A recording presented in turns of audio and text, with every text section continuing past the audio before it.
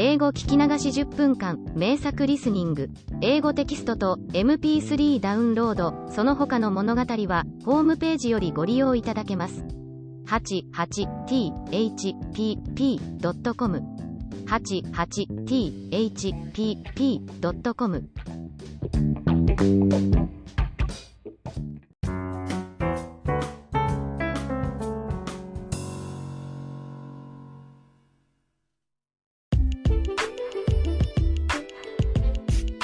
I spent my teenage life at a privileged Catholic school.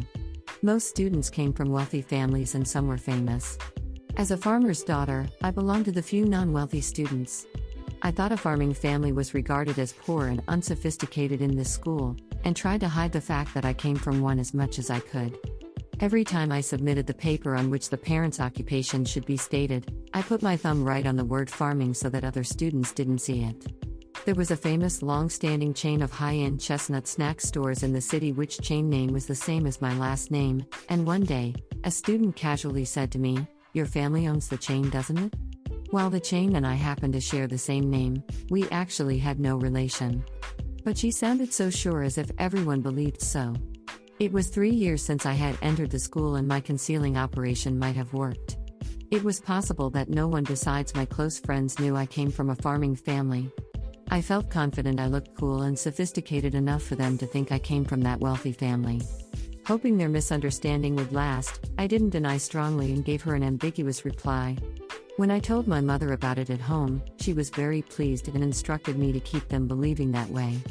I was walking toward the bus stop with my close friend after school one afternoon. When I cracked her up with my jokes and moves as usual, she said laughing, "You look like a peasant." And the next moment, she gasped and added, "I'm sorry." I wouldn't have cared if she had kept laughing, but her serious apology offended me.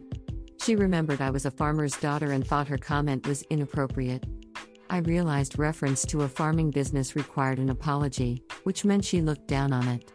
By the time I was a senior, I had grown weary of being a class clown just to be popular. I had tried everything to be cool but become doubtful if it was right to act someone else who wasn't real me.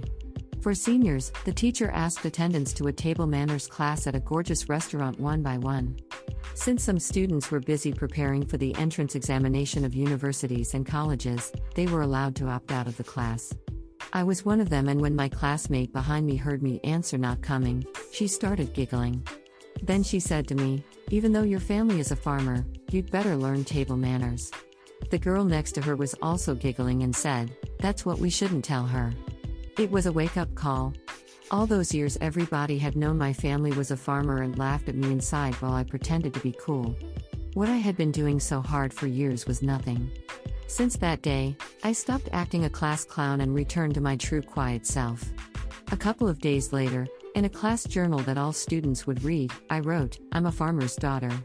Yet, I have been to a high-class restaurant, and I do know table manners."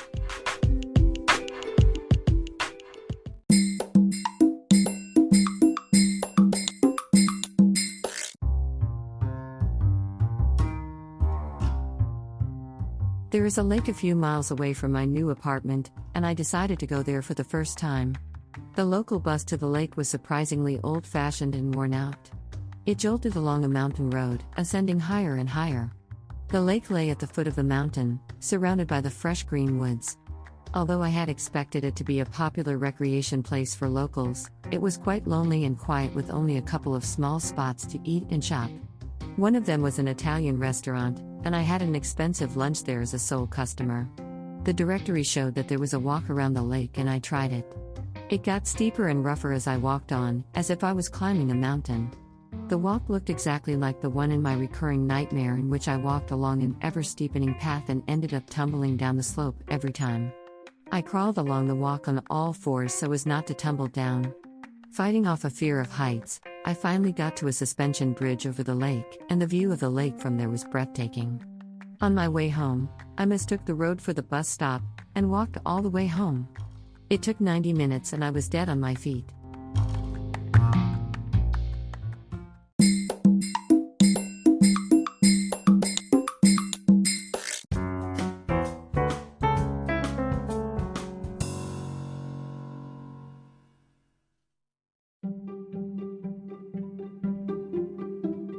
Audiobooks by Hidemi Woods. First audiobook, Japanese Dream by Hidemi Woods, on sale at online stores or apps. Second audiobook, My Social Distancing and Naked Spa in Japan by Hidemi Woods, on sale at online stores or apps. Apple Books, Audible, Google Play, Nook Audiobooks, 43 available distributors in total.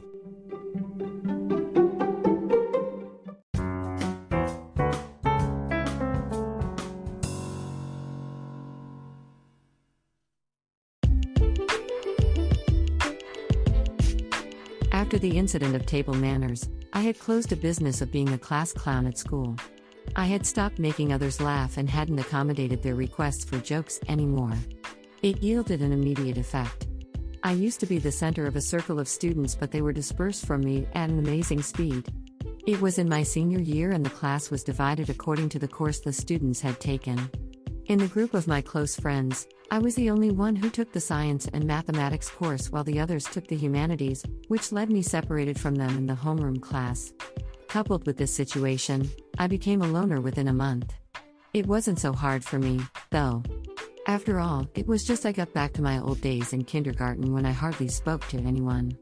But a difficulty arose when the school held an assembly.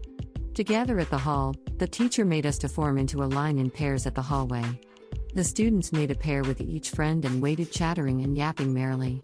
I had no one to make a pair and was standing alone silently at the tail of the line. A mere 1 month ago, they would scramble for me to make a pair. I realized how easy it was to become unpopular and how much time and energy I had wasted so foolishly for superficial friendship, thinking back to my long-time effort to become popular at school.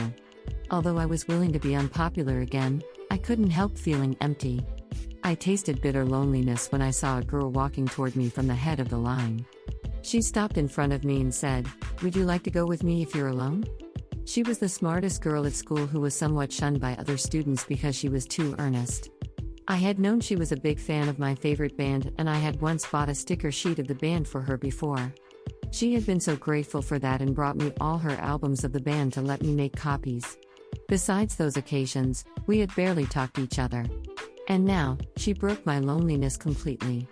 While we were walking to the hall side by side, she gleefully said she couldn't believe I was standing alone without a friend, so that she made a pair with me. As for me, I couldn't believe the smartest girl sounded as if she looked up to me. Since then, we became best friends. She had everything I didn't have. She came from a rich family. Her parents were both doctors, and especially her father was a renowned doctor in the medical society. She was smart, nice, sincere and courteous to everyone, even to a bus driver. Compared to her graceful attitude, I looked stupid with a typical rebellious teenage behavior. I understood being cool means a person like her. Still, she always kept admiring me, even respected me for some reason.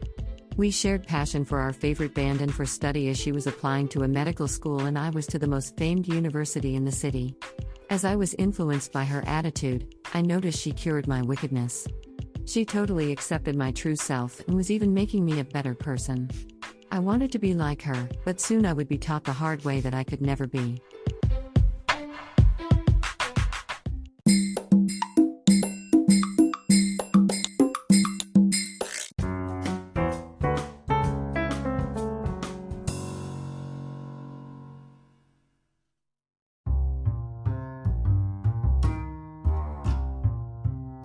A month has passed since I moved in my new apartment. Although I've been vigorously unpacking, cardboard boxes have still occupied more than half the living room. My handmade soundproof wall has been completed only on one side of the walls in my bedroom/studio that borders on the next door. The positions of my furniture and instruments have been roughly decided for my studio. My old apartment was built on a light steel framework and had very thin walls. I was disturbed by all kinds of noise: rain, wind, cars, kids, neighbors, crows, helicopters, you name it. As my new apartment is built with reinforced concrete, it was supposed to be a lot quieter. It actually was, but wasn't as much as I had expected. Unknown clanging noise coming from some pipe woke me up for several times, or I heard footsteps form the room above or below. I had probably overestimated reinforced concrete. I know I should be content with much quieter surroundings here, but thinking about having gone through that hard and long process of the move, I want the kind of silence that I had imagined as a reward. I've been telling myself that it may get better when the whole soundproofing is done. Also, I shouldn't forget that there's no such thing as 100% satisfaction in this world after all.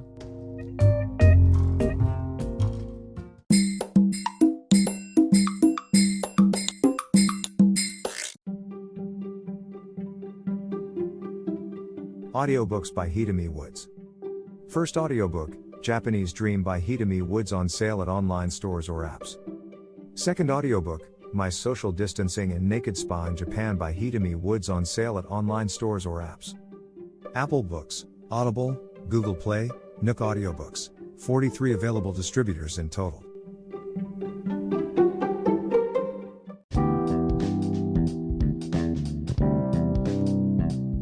英語聞き流し10分間、名作リスニング、英語テキストと MP3 ダウンロード、その他の物語は、ホームページよりご利用いただけます。88thpp.com 88thpp.com